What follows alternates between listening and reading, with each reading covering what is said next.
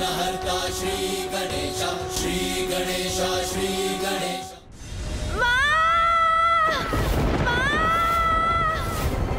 मेरी तन से प्रवाहित होने वाला ये ताप मुझे पीड़ा दे रहा है।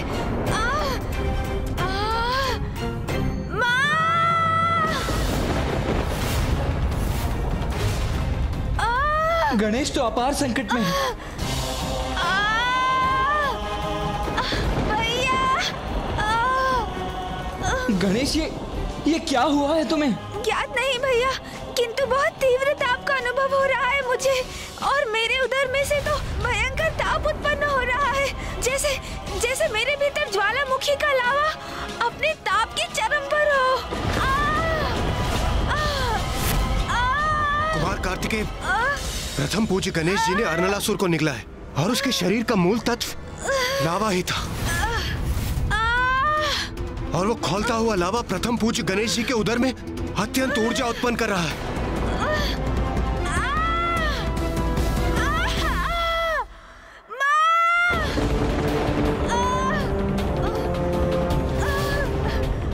गणेश पीड़ा से माँ को पुकार रहा है। मुझे यथाशीघ्र कैलाश लौटकर माँ को सूचित करना चाहिए।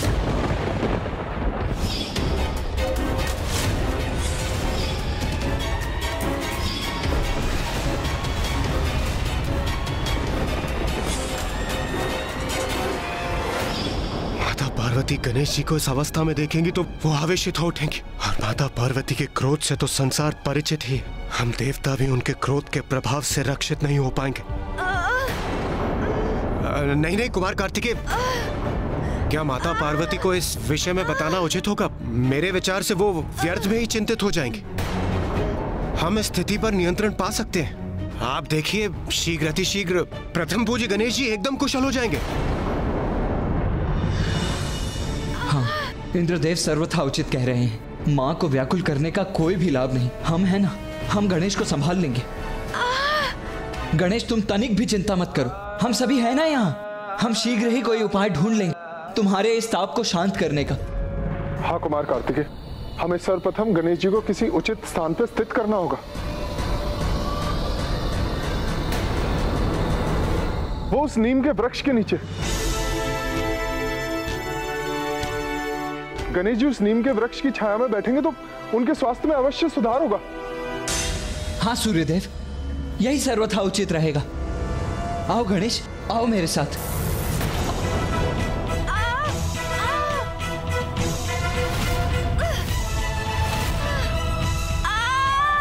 इतना प्रचंड ताप जिसने मुझे भी प्रभावित कर दिया। क्या हुआ कुमार कार्तिकेय? गणेश तो भीतर बाहर जैसे पूर्ण रूप से तप रहा है। उसके तन से उत्पन्न होने वाली यह उष्णता इतनी अधिक है कि उसका स्पर्श करने पर उसका प्रचंड ताप मुझे भी अनुभव हुआ।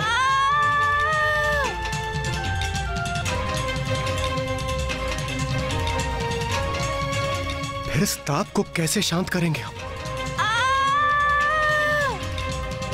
आप सभी मुझे लेकर बहुत चिंतित प्रतीत हो रहे हैं। इतनी चिंता मत कीजिए, मैं शीघ्र स्वस्थ हो जाऊंगा।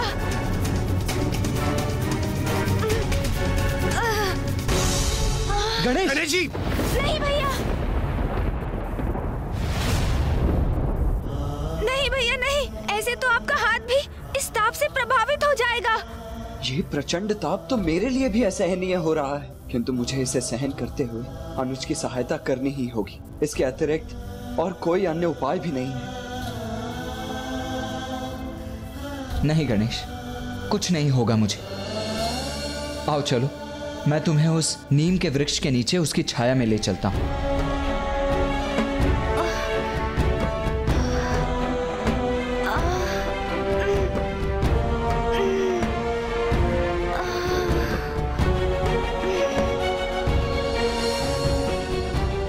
कदाचित यहाँ गणेश जी को थोड़ी शांति प्राप्त होगी। नीम वृक्ष की छाया का शीतल प्रभाव कुछ तो लाभ अवश्य करेगा। आओ अनुज गणेश, यहाँ पर अपना स्थान ग्रहण करो।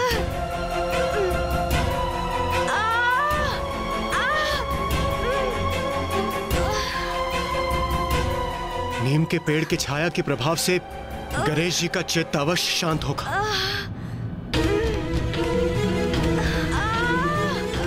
गणेश जी, इस पेड़ की छाया में बैठकर क्या आपकी स्थिति में कोई सुधार हुआ है?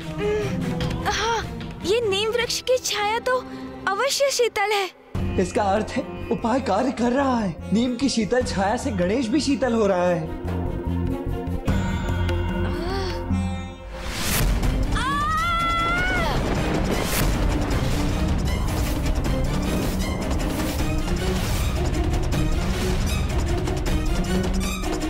नहीं, मेरी स्थिति में तनिक भी सुधार नहीं है भैया।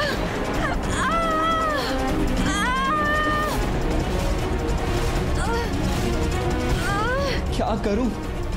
गणेश को इस कष्ट से मुक्ति कैसे दिलाऊं? तत्काल हमें गणेश के लिए वायु झलना चाहिए। यही उचित उपाय।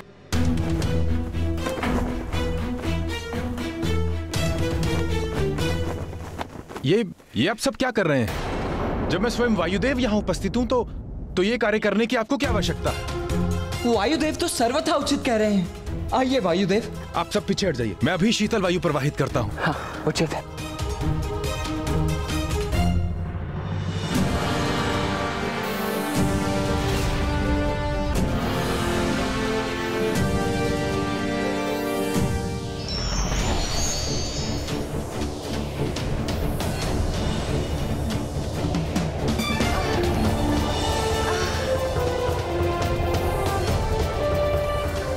गणेश पर इस शीतल वायु का प्रभाव तो अवश्य होगा।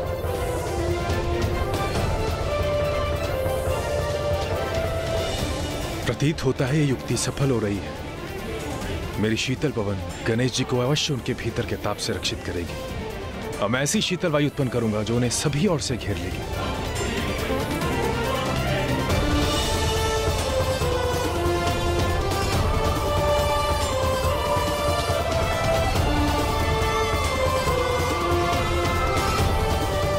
अद्भुत वायुदेव, आपकी युक्ति सफल हुई। गणेश, अब कैसा प्रतीत हो रहा है तुम्हें? इस शीतल वातावरण से प्रभावित होकर क्या तुम्हारा ताप कुछ शांत हुआ?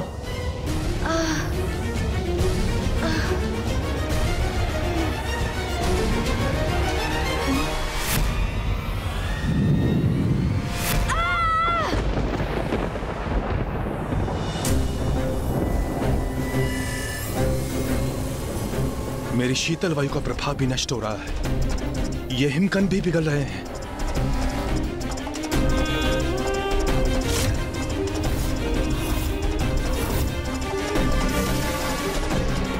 वायुदेव, अपने पवन के प्रवाह को रोक दीजिए। गणेश जी की ऊर्जा आपकी पवन को लू में परिवर्तित कर रही है। कुछ क्षणों के लिए तो उचित लग रहा था भैया, किंतु ये ताप पुनः उभर रहा है। बहुत कष्ट दे रहा है ये ताप मुझे।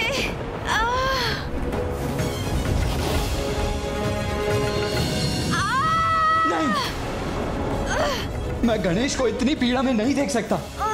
हमें गणेश के भीतरी ताप को शांत करने के लिए कोई ना कोई उपाय करना ही होगा।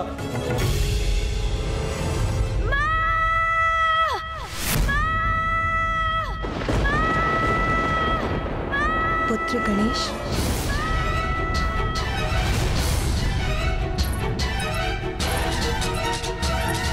माता, क्या हुआ माता? मैंने गणेश का स्वर सुना, जैसे वो लौट आया हो। ऐसा आभास हुआ मुझे जैसे उसने मुझे पुकारा हो। किंतु मैंने तो तुझ नहीं सुना। माता अवध्य दमयंती प्रतीकता में अधील हो रही हैं।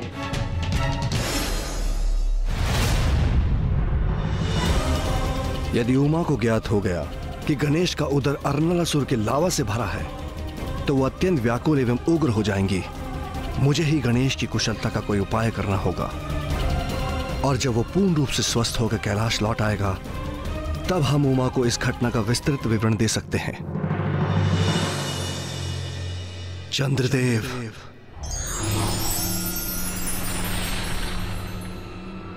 प्रणाम महादेव। क्या आपको कोई चिंता सता रही है प्रभु?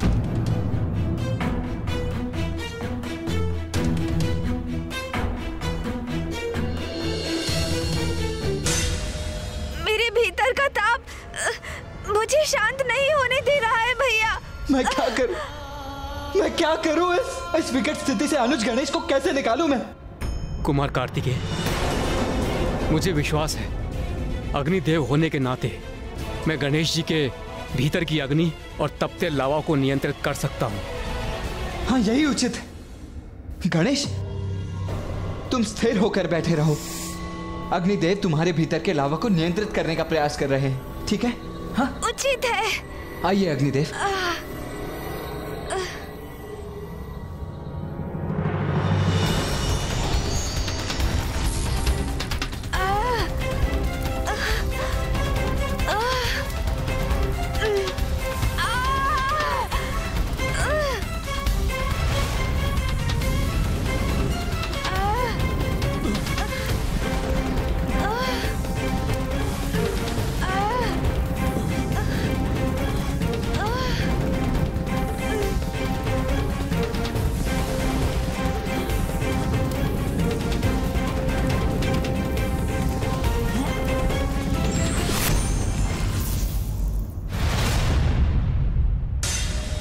क्या हुआ अग्निदेव? कुमार कार्तिकेय, इस अग्नि और लावा को वश में करना मेरे लिए संभव नहीं है, क्योंकि इसमें कोई अप्राकृतिक आसुरी अग्नि है।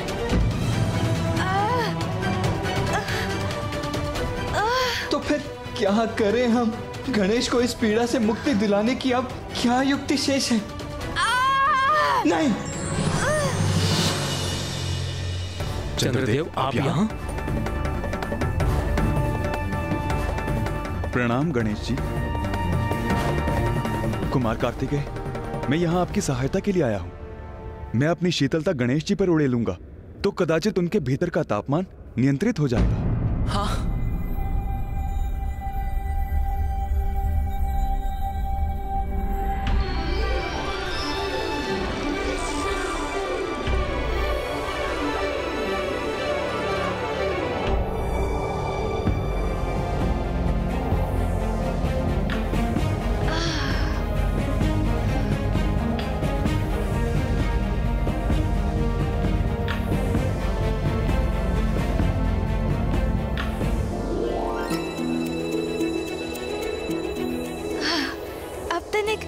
कुशल अनुभव कर रहा हूँ।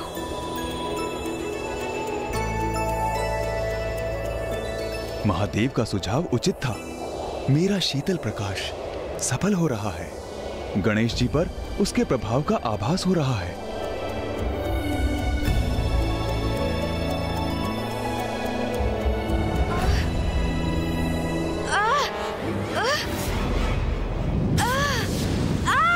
देवगण बचिए!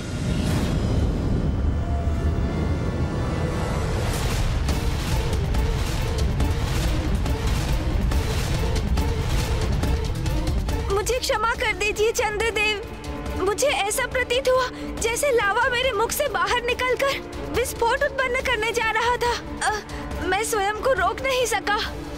आप कुशल तो है ना?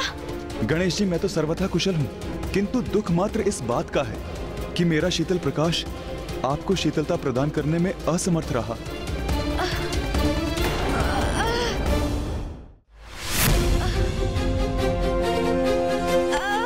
क्या करूं? कैसे सहायता करूं अपने अनुज की, ताकि वो इस असहनीय पीड़ा से मुक्ति पा सके? यदि हम कुछ नहीं कर पा रहे हैं तो क्या अब हमें माँ को इस स्थिति से अवगत कराना होगा?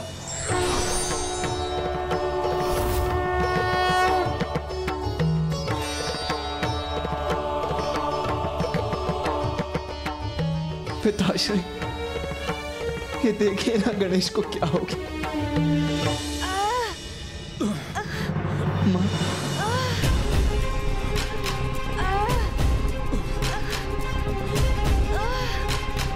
पिताश्री, आप अकेले ही आए हैं?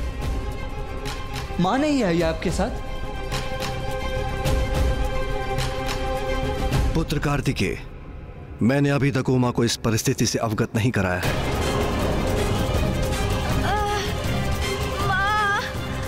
उचित ही किया महादेव ने, अन्यथा माता पार्वती की प्रतिक्रिया तो विध्वंसक भी हो सकती थी।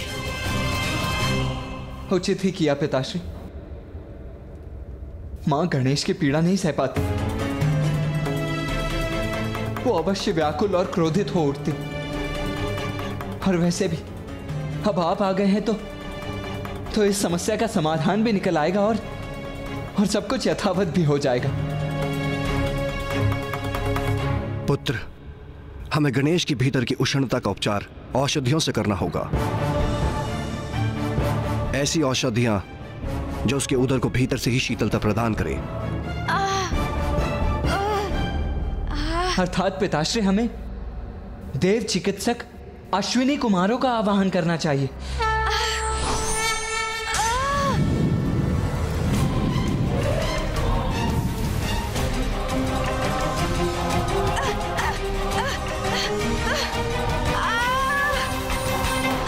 गणेश की पीड़ा बढ़ती जा रही है, उसका कोई उपचार सुझाइए।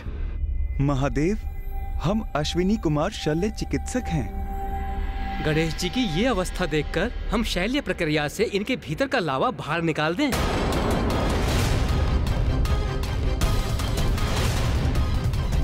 शैल्य प्रक्रिया?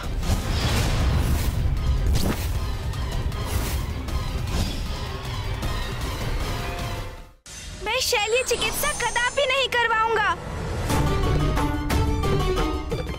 महादेव, हमें शल्य चिकित्सा का परित्याग कर धनवंतरी जी का आवाहन करना चाहिए। उन्हें औषधियों का ज्ञान है। वो अवश्य कोई ना कोई ऐसी औषधि बताएंगे जिससे गणेश का उदर शांत और स्थिर हो जाए। हाँ मामा जी, धनवंतरी जी की औषधि ही उपयुक्त होगी। उसी से मेरी अवस्था में सुधार होगा।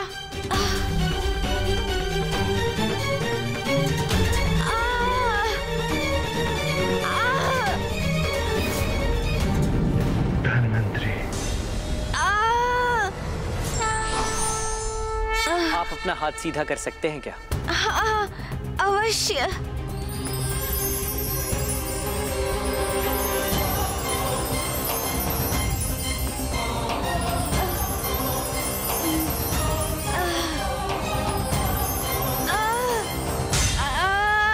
गणेश जी का तापमान तो बहुत अधिक है। इनके भीतर का लावा उबल रहा है।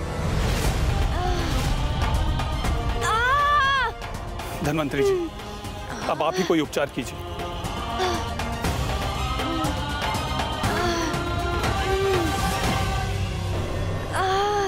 गणेश जी, ये चंदन है। इस चंदन का लेप अपने उदर पर लगाइए। इससे आपको अवश्य शांति प्राप्त होगी।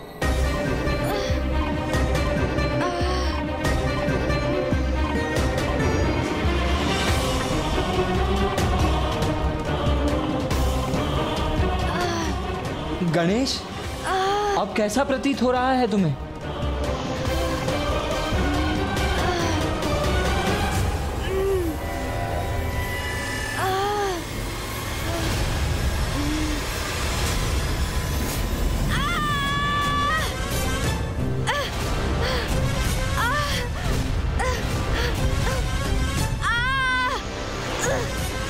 गणेश जी के उदर के ताप ने तो चंदन को भी सुखा दिया। पर कोई बात नहीं, मैं कोई अन्य उपचार करता हूँ। शीघ्रता कीजिए, अब ये पीड़ा मुझसे सहन नहीं हो रही है। ये ताप तो बढ़ता ही जा रहा है। माँ!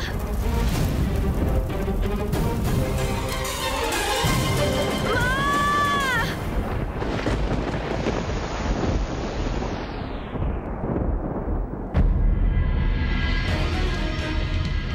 आकाश में ये लालिमा क्यों छा रही है?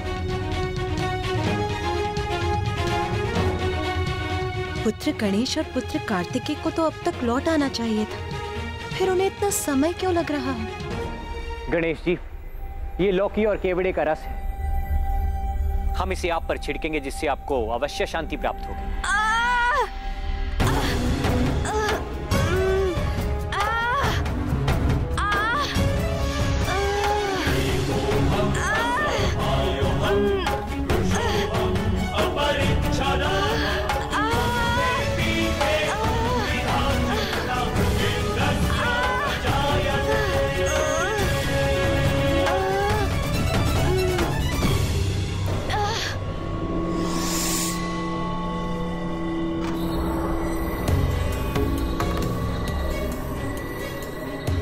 अचानक वातावरण में इतना प्रचंड ताप क्यों उत्पन्न हो रहा है?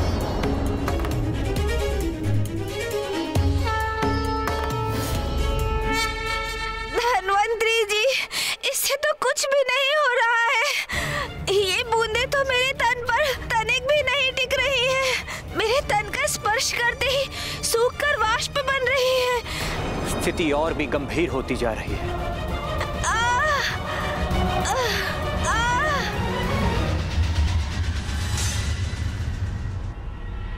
स्वामी, स्वामी भी अपने ध्यान स्थल पर नहीं है। कहाँ गए वो? पुत्र गणेश और पुत्र कार्तिकेय भी अभी तक नहीं लौटे। मुझे एक विचित्र चिंता का आभास हो रहा है। और अब स्वामी भी यहाँ नहीं है। आज के पूर्व जब भी गणेश पर संकट छाया है, मुझे ऐसी ही व्यग्रता का आभास हुआ है। इस बार मैं अपने आभास को पूर्ण गंभीरता से लूंगी।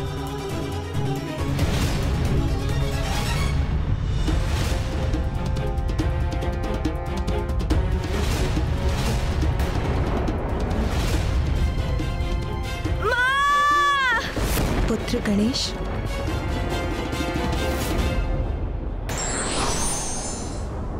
ईश्वर अपनी लीला के माध्यम से हमें ये संदेश देते हैं कि जीवन में कुछ सरल और सहज नहीं,